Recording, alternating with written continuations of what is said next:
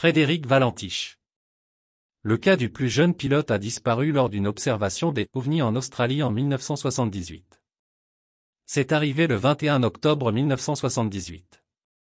Un garçon de 17 ans nommé Frédéric Valentiche volait cette nuit-là dans un Cessna 182 litres, VHDSJ, au-dessus la mer au sud de Melbourne, Australie. Il a fait des heures de vol à accumuler sur son CV dans le but de rejoindre une compagnie aérienne. Sa destination était King's Island, entre l'Australie et la Tasmanie, où il achetait une commande de crevettes pour un groupe des officiers de l'armée de l'air australienne de Melbourne, amis à lui.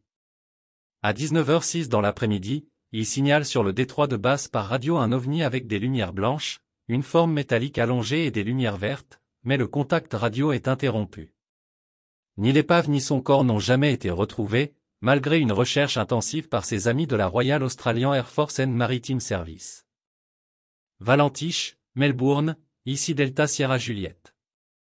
Y a-t-il du trafic connu en dessous de 1520 mètres? Tours, Delta Sierra Juliette, aucun trafic connu. Valentiche, Delta Sierra Juliette, il semble y avoir un énorme avion en dessous de 1520 m. Tours, Delta Sierra Juliette. Quel genre d'avion? Valentiche, Delta Sierra Juliette. Je ne peux pas dire avec certitude, c'est très lumineux, ça me rappelle les phares d'atterrissage. Valentiche, Melbourne, ici Delta Sierra Juliette.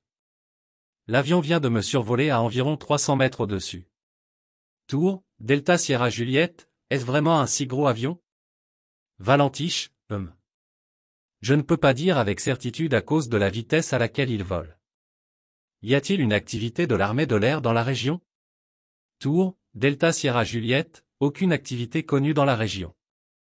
Valentiche, Melbourne, maintenant il s'approche de l'est vers moi.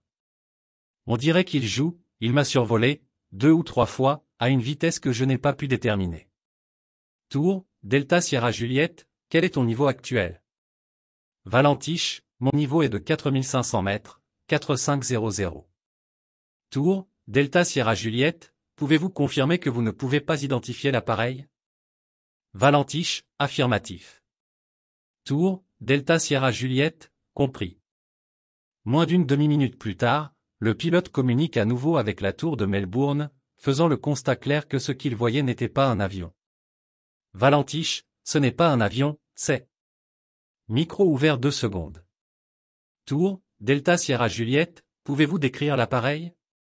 Valentiche, quand ça passe je vois que c'est très long. Micro ouvert pendant 3 secondes, je ne peux pas mieux l'identifier à cause de la vitesse. Micro ouvert pendant 3 secondes.